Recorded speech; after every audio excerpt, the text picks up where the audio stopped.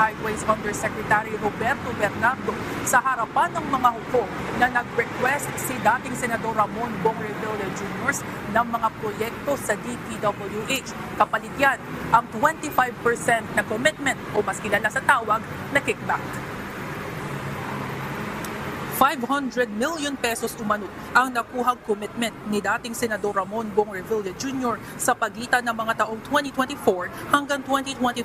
Sa testimonya ng state witness na si Roberto Bernardo, 3 beses nahatira ng kickback money si Revilla na may kabuuang halaga na ₱250 milyon. Isang beses noong 2024 na may halagang 125 million, 2 beses naman nitong 2025 na may halagang 250 million at 125 million pesos. Ayon sa kanya, 20 million pesos kada isang bunker's box ang inihatid ng kanyang mga driver sa White House compound nito sa Cavite. Kwento pa ni Bernardo, noong 2024, kasama siya sa pag-deliver ng 125 million pesos na kickback na nakalagay sa 6 na box at isang paper bag.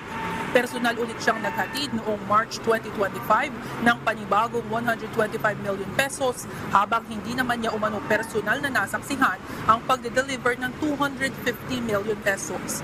Ang perang ito ay ang nalikom na commitment o kickback para kay Revilla kapalit ng mga nirequest nitong proyekto sa Bulacan.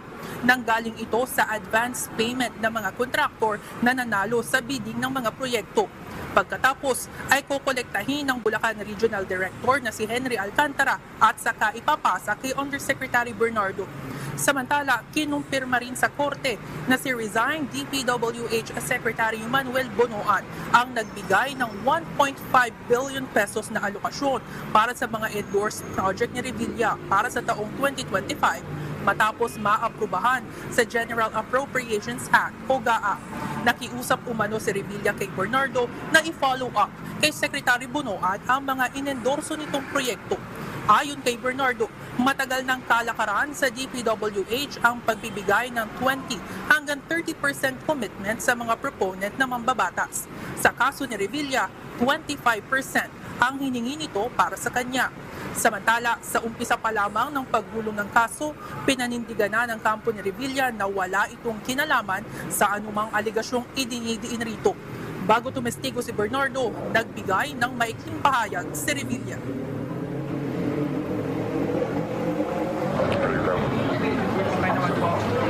Lalabas na inagapangalan. Si Bernardo na ang huling testigo ng prosekusyon para sa pagtatapos ng bail petition hearing ng mga